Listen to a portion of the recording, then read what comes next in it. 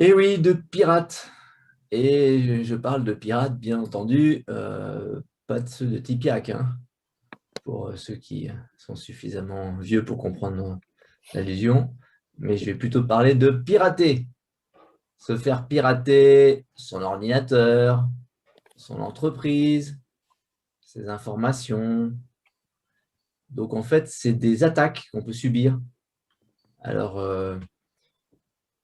c'est un sujet parce que nous, on n'est pas des spécialistes d'informatique, mais pourtant, on a régulièrement des clients qui nous appellent et «Ah, écoute, j'ai un problème. En général, c'est le 1er août hein, que ça nous arrive. J'ai un problème, je me suis fait bloquer toute mon informatique par un pirate et il me demande de payer. Et ça, dans les dernières années, on en a subi. Je parle de ceux qui nous ont été remontés parce que c'était suffisamment important. Moi, j'en ai au moins deux. Patrick, je pense que toi, tu en as un ou deux de ton côté. Tristan, pareil. Donc voilà, à l'échelle de notre échantillon, hein, je vous rappelle que nous, on accompagne une quarantaine d'entrepreneurs chacun. Donc, 5%, c'est quand même pas mal, quoi. Et je parle de ceux qui ont eu un vrai sujet. Alors, qu'est-ce que vous pouvez avoir comme attaque? Il y a ce qu'on appelle le phishing. Alors, ça n'a rien à voir avec la fameuse expression anglaise phishing for compliments, qui nous rappelle Patrick demandant à ce qu'on lui dise que c'est bien ce qu'il fait. Non, non, c'est le fait qu'on vous fasse croire que vous loguez sur un site alors que c'est un autre. Donc, c'est typiquement, vous avez un problème sur votre compte en banque, venez vite changer votre mot de passe. Et puis, quand vous cliquez sur le lien, ça ressemble à votre compte en banque et vous mettez votre mot de passe. Et là, quelqu'un connaît maintenant votre mot de passe bancaire. Ça peut être d'autres choses. Ça peut être des collaborateurs qui vont télécharger des logiciels malveillants et qui vont aussi bien venir vous espionner que éventuellement venir transformer votre machine en un esclave d'un réseau de pirates qui vont l'utiliser pour entrer chez les autres ou pour faire tomber des serveurs, ce qu'on appelle le déni de DNS. C'est en gros, on va téléguider des milliers d'ordinateurs pour qu'ils aillent faire des requêtes tous en même temps sur un pauvre serveur qui va cracher. Ces malwares peuvent aussi être des chevaux de Troie, c'est-à-dire ça fait référence à cette légende grecque où pour réussir à prendre la ville de Troie, les Grecs ont fait une offrande aux Troyens en faisant mine de se replier. Et cette offrande était un cheval rempli de soldats grecs. Et le cheval a été rentré dans la ville, ils ont fait la fête pour fêter la fin du siège. Et dans la nuit, les Troyens ont été surpris par les Grecs qui étaient dans le cheval. Alors, quel rapport avec avec le pirate informatique? C'est que parfois, on peut vous offrir un cadeau, par exemple une clé USB. Et ce cadeau, ça peut être une façon d'entrer dans votre ordinateur. Ou parfois, on va vous faire un cadeau, on va vous dire, ah, mais t'inquiète pas, toi qui es perdu au milieu de nulle part, on a un Wi-Fi pour toi. Et puis, ce cadeau, en fait, c'est un moyen d'accéder à votre ordinateur. Ou, oui, toi, tu es un voyageur et tu es perdu et tu n'as plus de quoi charger ton téléphone. On te propose un chargeur USB à l'aéroport. Et en fait, il y a des gens qui utilisent ces chargeurs pour accéder à votre téléphone. Alors, le malware aussi ou le phishing, donc ça va être une question qui va s'adresser à vos passwords. Si on connaît vos passwords, il y a des tas de choses qu'on peut commencer à faire. Si on connaît le password de votre messagerie vocale, de votre messagerie Internet, en général, on va être capable non seulement d'accéder à l'ensemble reçus que vous avez eus de votre banque et donc de pouvoir commencer à faire des choses avec. Mais on va aussi pouvoir demander un reset du password parce qu'on a accès à la boîte mail derrière et qu'on peut cliquer sur le lien qui confirme que c'est bien vous qui avez reçu, etc. Si on va un degré plus loin, on a toute la notion d'intrusion. Des gens qui viennent sur votre système informatique et puis qui voient tout ce qui s'y passe et qui commencent à prendre du renseignement sur vous. L'étape d'après, c'est le ransomware. Donc, le ransomware, c'est quoi? C'est un logiciel qui vient crypter l'ensemble des données de votre ordinateur. Et souvent, ça vient aussi crypter vos sauvegardes. Et ça vous explique que pour la modique somme une somme variant selon la taille de votre boîte, qui va de 1 à 10 bitcoins, eh bien, vous pouvez vous libérer de cette, enfin,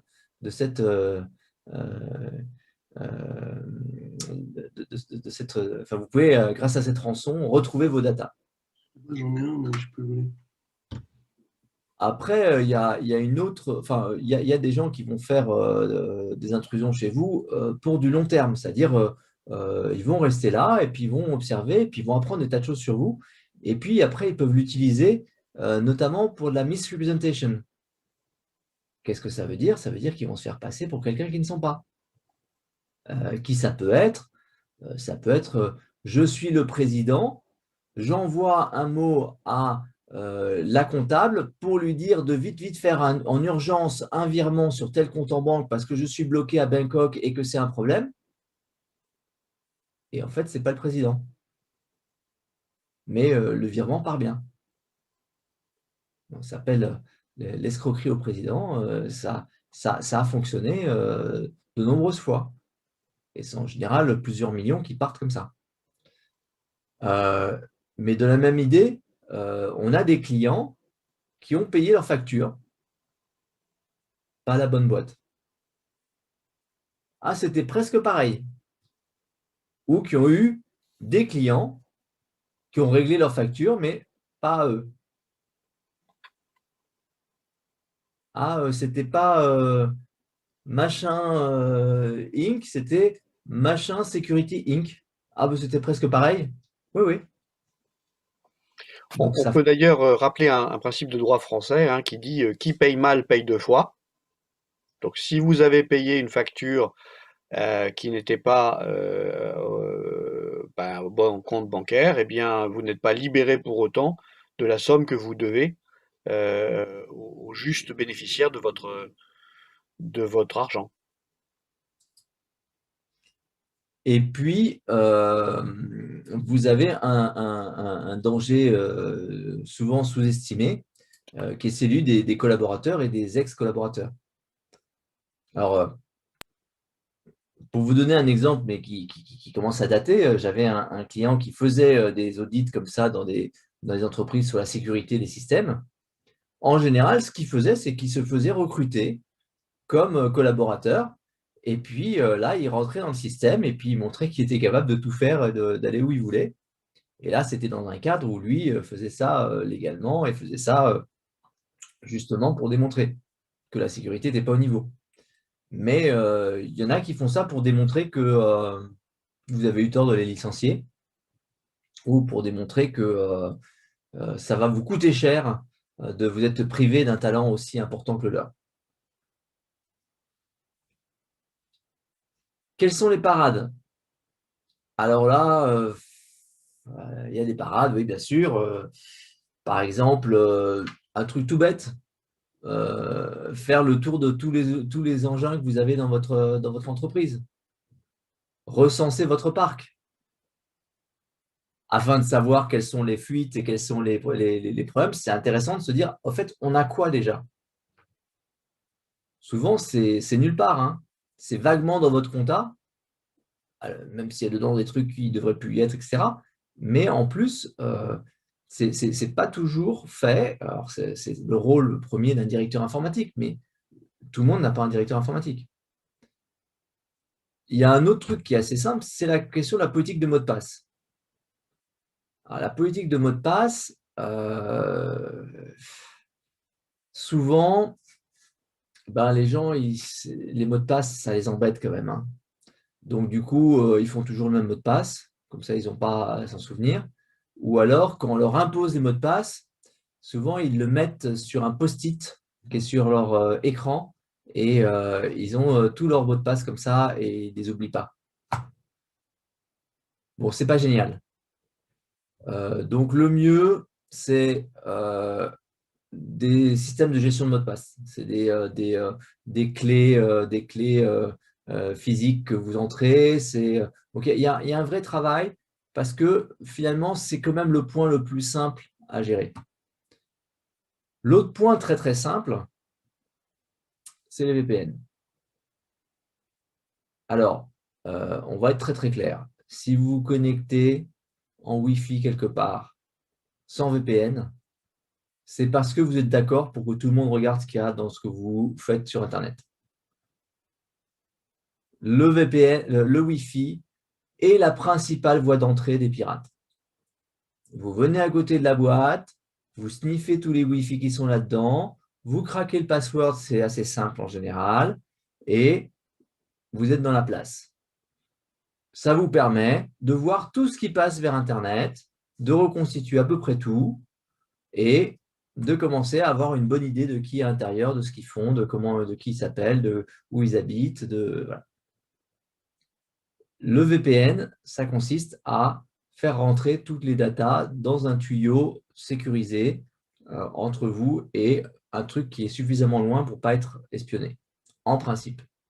Mais c'est déjà mieux qu'un Wi-Fi qui est forcément craqué et facilement craquable. Les firewalls et antivirus, bon, évidemment. Maintenant, il n'y a pas grand-chose qui remplacera une bonne formation des collaborateurs pour comprendre qu'un document qui est envoyé de quelqu'un qu'on ne connaît pas ou sous une forme qui n'est pas habituelle, on ne va pas cliquer dessus. Ensuite, la plupart des services de messagerie ont en général inclus un système antivirus qui check les datas dedans. Donc, c'est plus l'éducation qui va être un sujet que les logiciels antivirus que vous mettez un peu partout, qui parfois sont eux-mêmes des quasi-virus, quand vous voyez ce qu'il faut faire pour les désinstaller quand vous n'êtes pas content d'eux. La question du prestataire est une question clé. C'est-à-dire que, est-ce que vous y connaissez rien en informatique, vous faites appel à une société de prestations informatiques, mais est-ce qu'elle fait vraiment attention? Je vais vous donner un exemple terrible. Un des clients que l'on a qui a eu un ransomware, les pirates étaient rentrés dans son système parce que le mot de passe de la porte d'accès des prestataires, le mot de passe était admin à l'envers. Non. Il y a une cinquantaine de mots de passe qu'il faut oublier parce qu'ils font partie de la liste des 50 mots de passe les plus utilisés. Et admin 1, 2, 3, vous ne le prenez pas. AZERTY, vous ne le prenez pas non plus.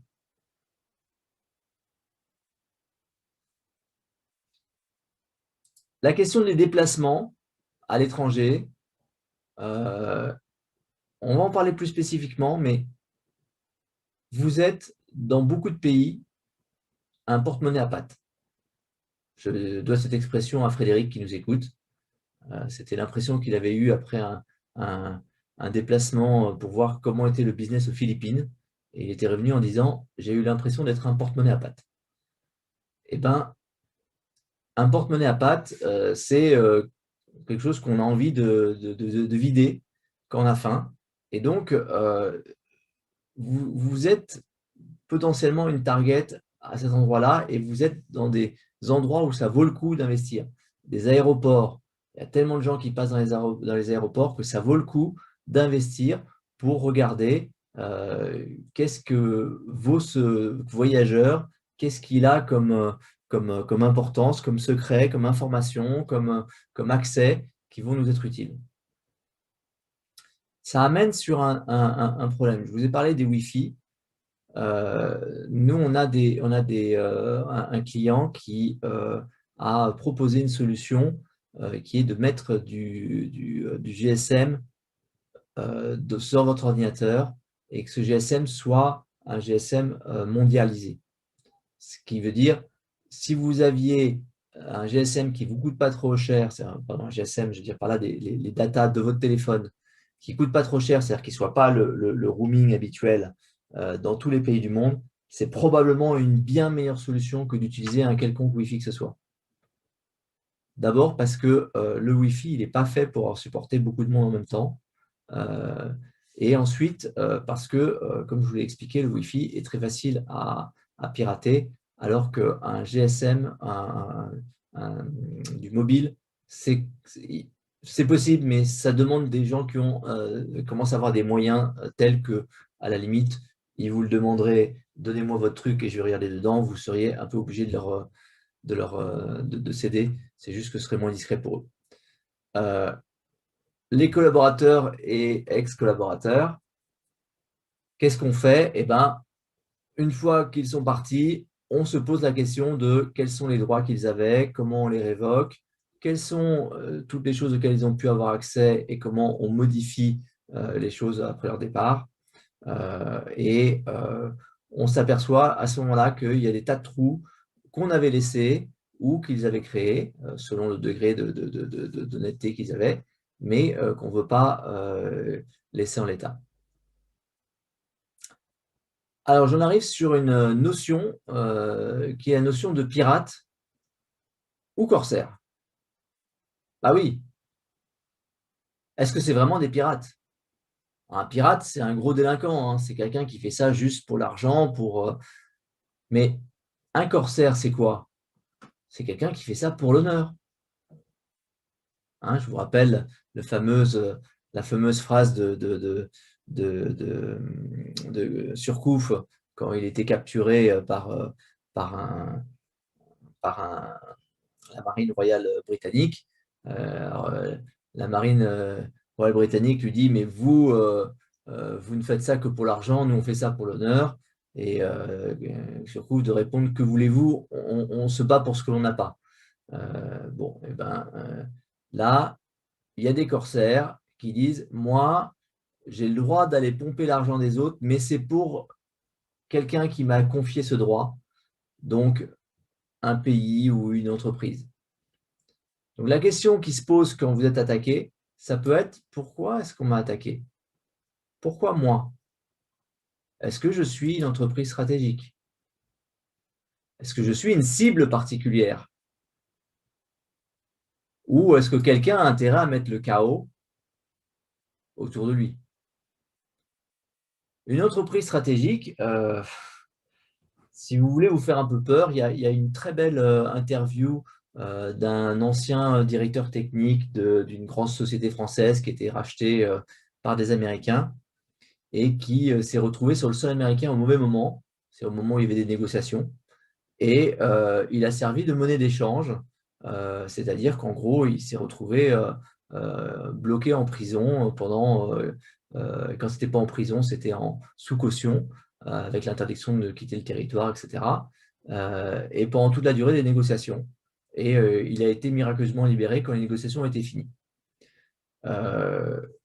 C'est un peu parallèle à l'idée du pirate, mais c'est les moments où des gens vont utiliser des tas de moyens pour obtenir un avantage dans des négociations, dans des acquisitions, dans des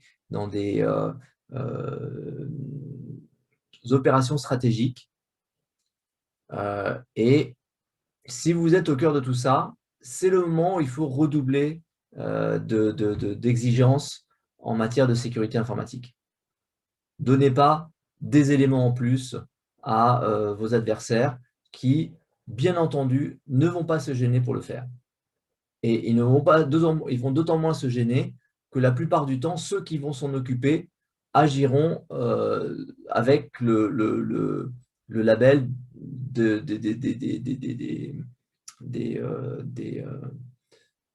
d'appartenir à l'espionnage ou au contre-espionnage de leur pays d'origine. Alors, que ce soit des Chinois, des Russes, des Israéliens ou des Américains, il faut que vous ayez en tête que pour certains, ça fait partie de la vie normale des affaires. Être une cible, c'est être une entreprise qui, sans avoir une valeur stratégique, peut être identifiée comme une entreprise utile.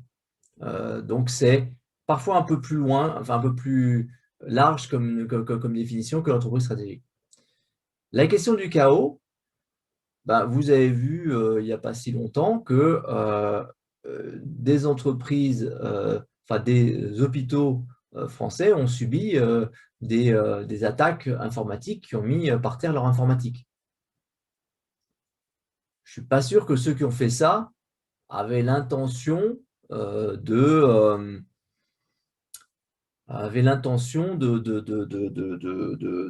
gagner beaucoup d'argent, parce que dans les hôpitaux, il n'y a pas beaucoup d'argent.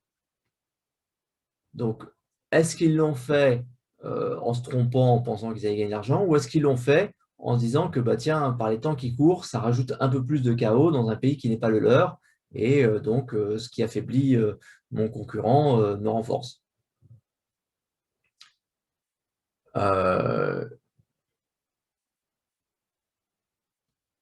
Dernière possibilité, ça peut être le hasard. C'est tout à fait possible. Et on a même des cas d'entreprises stratégiques dans lesquelles le dirigeant s'était fait voler son portable dans des conditions un peu bizarres, puisqu'il l'avait mis dans sa voiture non visible et il était parti faire un peu de footing. Et comme par hasard, il n'y a que sa voiture qui est pétée avec le verre externe. Mais apparemment, dans ce coin-là, il y avait une pratique qui était de sonder les voitures pour pinguer, pour savoir s'il y avait de l'électronique dedans. Et quand on voyait qu'il y avait l'électronique, on faisait sauter la vitre. Et ça correspondait en mode opératoire. Donc, c'était effectivement le hasard. Mais on peut toujours se poser la question. Dans les recommandations que font les pouvoirs publics, quand vous partez à l'étranger avec votre matériel, il y a une recommandation qui est de mettre des petits signes de personnalisation sur votre ordinateur pour que si on vous l'échange, vous le sachiez. Donc, il y a des gens qui travaillent pour autre chose que simplement récupérer de l'argent, donc ils sont des corsaires et non des pirates. Alors, en conclusion, 3 éléments. C'est plutôt par la prévention que vous allez y arriver. Une fois que c'est arrivé, c'est pénible. Donc, la prévention, c'est est-ce que tous vos collaborateurs sont conscients du risque que ça représente? Alors, en général, quand on l'a eu une fois, tout le monde est bien au courant et bien vacciné. Mais c'est quand même mieux d'éviter d'être vacciné. Donc, je vous recommande la formation en la matière. Deuxième sujet, c'est le sujet, au-delà de la prévention, c'est le sujet plus global de, comme disait Jean-Claude, l'awareness. C'est de vous dire, tiens, est-ce que je suis une cible? Est-ce qu'il y a quelqu'un qui m'en veut? S'il y a quelqu'un, qui est-il? Et comment est-ce qu'il va agir? Qu'est-ce qu'il va chercher? Donc, c'est un élément qui est de vraiment se rendre compte de ce qu'il y a autour de vous. Le dernier point, c'est un point qui est très ambivalent. Quand vous êtes le sujet d'une attaque, vous êtes supposé tout de suite porter plainte et tout de suite le déclarer, notamment à la CNIL. Et c'est ça la version officielle et ce qui est légal. Alors, pour vous donner un exemple, un de mes clients qui s'était fait pirater une partie de sa base de données client, donc c'est un client américain. C'est une entreprise qui faisait 10-15 millions de chiffres, donc ce n'était pas énorme. Dans la loi américaine, à partir du moment où quelqu'un est venu et a mis en danger les données des clients, même si on sait dire que c'est seulement ces données-là qui ont été touchées, c'est l'ensemble des clients concernés qui doivent recevoir une alerte comme quoi il y a eu un problème. Mais cette alerte, de par la loi, doit être envoyée par courrier normal, ce qu'ils appellent le snail mail, le courrier d'escargot. Et rien que ça, vu le nombre de clients qu'il y avait dans sa base de données, ça représentait 400 000 euros. Donc, juste la contrainte juridique représentait 400 000 euros. Vous allez voir les autorités, vous avez vos systèmes informatiques qui sont complètement bloqués par un ransomware. Les autorités vont vous dire ne payez pas la rançon. Et on comprend bien leur intérêt. Leur intérêt, c'est que si les gens payent les rançons, eh ben, il va y avoir de plus en plus de rançons et eux, ça va. Quel est votre intérêt à vous? C'est de récupérer la situation comme avant. Et vous avez un décalage une asymétrie entre les besoins de la police et les vôtres. C'est un vrai sujet. C'est-à-dire que si vous êtes un bon citoyen, vous ne payez pas, la police ne va pas vous remettre les datas en ordre, hein. Elle ne sait pas faire ça. Ce qu'elle sait, c'est que si on lui donne toutes les données et que tout le monde le fait, on va finir un jour par arrêter tous les voleurs.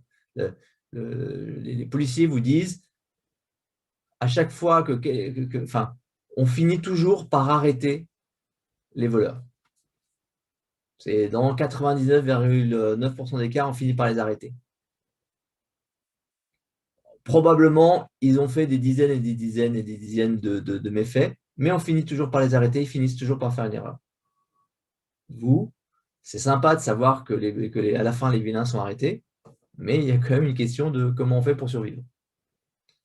Je vous dis ça pourquoi? Parce qu'on a vu des entrepreneurs qui ont décidé de négocier avec les preneurs d'otages. Et là où la négociation est intéressante, c'est quand l'entrepreneur dit « Bon, je ne peux pas vous payer une rançon, parce que si je vous paye une rançon, d'abord, c'est illégal de mon côté, et ensuite, ça ne va pas être quelque chose que je vais pouvoir mettre dans mes charges. » Donc, qu'est-ce qu'ils ont fait? Ils ont trouvé un accord avec le preneur d'otages pour qu'il fasse, pour que la rançon ne soit pas une rançon pour libérer les datas, mais que ce soit le paiement d'une véritable prestation sur un audit de la sécurité informatique des systèmes. Et ce qu'ils ont eu était un véritable audit. Ce qu'ils ont eu était un audit qui était supérieur aux audits qu'ils avaient fait faire par les white hackers qu'ils avaient mis sur le coup. C'est-à-dire qu'ils ont donné le rapport à leurs consultants qui ont fait « Ah bah ouais, il y a des tas de trucs qu'on n'avait pas vus. » Donc, on peut dire que dans ce cas-là, l'entrepreneur a créé de la valeur. Maintenant, je ne suis pas capable de dire si ce qui se serait passé s'il avait eu en face de lui des gens qui font « Ah, merci de m'avoir payé, mais en fait, il faut payer plus. » Et qui, en fait, n'ont aucun moyen de décrypter les datas. Oups, tu vas rire, j'ai laissé tomber la clé dans un puits. Et donc, en conclusion de la conclusion, C'est compliqué. C'est une situation dans laquelle vous ne voulez pas être. Donc, la prévention. Je peux intervenir? Mais bien allez, sûr, Manuel. question, bien sûr, Manuel. Donc, je vais compléter ce que vient de dire Jean-Christophe. Si vous souhaitez, je pourrais vous brancher avec quelqu'un de la DRSD qui pourra intervenir. Donc, nous, on a les agréments militaires. Il faut savoir que la DGA s'est amusée à commander 5000 clés USB en Chine. Sur les 5000, 3000 étaient des clés espionnes. Il faut savoir que quand vous achetez un câble de chargement de votre iPhone, les câbles, s'ils viennent de Chine, peuvent être modifiés au niveau de la prise de connexion pour pouvoir aspirer vos données. Le câble de chargement, ça c'est spectaculaire. Une clé USB encore, ça peut se comprendre. Donc, tout ce que vous faites venir de Chine, il faut le comprendre. Alors, le deuxième point, c'est qu'en termes d'espionnage, tout Chinois, donc toute personne de naissance chinoise, a l'obligation, de par sa naissance et sa carte d'identité, de ramener des informations à son pays. C'est une obligation. Donc, en fait, le Chinois, il pompe sans se préoccuper de savoir ce qu'il pompe. Donc, on s'en est aperçu, ce qui fait que tous les étudiants chinois qui sont venus en France sont revenus avec des tonnes d'informations qu'ils ont ramenées en Chine. Après, les services chinois se démerdent pour faire le tri dans tout ça. C'est l'opposé de la Russie qui, elle, va vous manipuler en termes d'individus. Et c'est l'opposé des Américains qui sont les plus dangereux aujourd'hui, puisque les Américains imposent un audit aux entreprises. Et quand ils font un audit, okay, ils décident de ce qu'ils font de votre boîte. C'est soit ils vous crament, soit ils vous rachètent, soit ils vous laissent tranquille. Donc, typiquement, quand je signe des contrats juridiques où on m'oblige à avoir un audit, ce que je ne peux pas refuser, je marque que j'accepte l'audit à condition que l'auditeur soit validé par la DRSD, qui est la Direction des renseignements généraux français. Et là, ça veut dire que déjà, les Arthur Andersen et compagnie, ils dégagent. Okay, parce que toutes ces boîtes américaines, si le gouvernement américain leur demande de renvoyer des informations sur un audit que vous faites, vous y avez droit. Donc ça, c'est un point qu'il faut intégrer. Ça veut dire que chaque fois que vous allez en Chine, de toute façon, vous êtes une gamelle à ramener des informations dans les deux sens. Hein. Je vous le dis, dès que vous achetez un produit chinois, c'est évident. Le deuxième point, vous avez la possibilité, parce que quand vous faites appel à la police, je vais vous le dire gentiment, vous allez au commissariat, ça ne sert à rien. D'accord ? Dans ce cas-là, il faut faire appel à la police spécialisée, qui est en fait la police de l'espionnage. D'accord, qui est la direction générale. Alors, je pourrais vous faire passer les éléments. Donc, il existe une procédure maintenant que toute société peut demander, qui fait qu'elle demande l'agrément sur un de ses sites physiques pour que ce site soit considéré comme une zone particulière, donc qui serait une zone, entre guillemets, qui rentre dans le cadre de la défense nationale. La zone n'a pas besoin forcément d'être verrouillée avec des codes, avec des accès, etc. Le fait de faire cette demande, si jamais vous avez un vol ou un piratage quelconque, ça vous donne le droit non pas de faire appel à la police, mais de faire appel à la police des renseignements. Okay, donc, du coup, ce n'est plus du tout la même histoire. Ça veut dire quoi? Ça veut dire que la personne qui a piraté, là, elle rentre sous le coup de la loi d'espionnage française, de contre-espionnage française. Donc, je peux vous dire que là, la machine qui se met en marche, ce n'est pas du tout la même que celle que vous connaissez. D'accord? Alors, vous n'êtes pas spécialement informé d'ailleurs par cette machine, puisque moi, quand le fait que je travaille avec les militaires, par exemple, j'ai le droit de demander à toutes les personnes présentes dans la salle, là, d'accord, de demander un état des lieux sur vous. Donc, je ne serai pas informé du résultat, j'aurai juste une information qui me dira, voilà, c'est safe, vous pouvez travailler avec cette personne, on a des doutes, ok, ou vous ne travaillez surtout pas avec cette personne. Donc, ça veut dire qu'en faisant ça, vous avez les renseignements généraux qui vous tracent, qui analysent le risque. Moi, j'ai par exemple un actionnaire iranien, d'origine iranienne, il vit en France, hein, son frère vit en Iran, ce sont deux jumeaux. Ça ne m'a pas du tout empêché d'avoir mes agréments militaires. Donc, ça n'a rien à voir en fait avec la situation, c'est l'analyse de risque qu'ils font. Voilà. Donc, si ça vous intéresse, ils font des conférences gratuites pour prévenir les entreprises des risques d'espionnage industriel, parce que c'est ça le plus grand risque en fait, beaucoup plus que le piratage. Le piratage, effectivement, en ce moment, on en parle parce qu'on va nous demander du pognon. Mais en fait, le plus gros risque que vous avez, c'est de vous faire pomper votre savoir-faire. Et ça, c'est devenu un sport national et des Américains et des Chinois. Et donc, voilà. Donc, on peut demander si ça vous intéresse. Voilà, c'était ma petite intervention du jour, parce que je vais devoir malheureusement vous quitter. Mais merci Manuel. Manuel. En complément, on peut rappeler qu'on a fait 2 séances de présentation, l'une lors d'un séminaire d'été, l'autre dédiée avec notre partenaire BDO sur effectivement les risques de piratage. Voilà, soyez simplement conscients. L'objet de cette chronique, c'est d'aller un petit peu plus loin, et je vous rappelle qu'elle est diffusée sur les réseaux sociaux. C'est d'aller un petit peu plus loin pour faire élever le niveau d'attention des entrepreneurs qui parfois ne se sentent pas effectivement concernés par ces questions.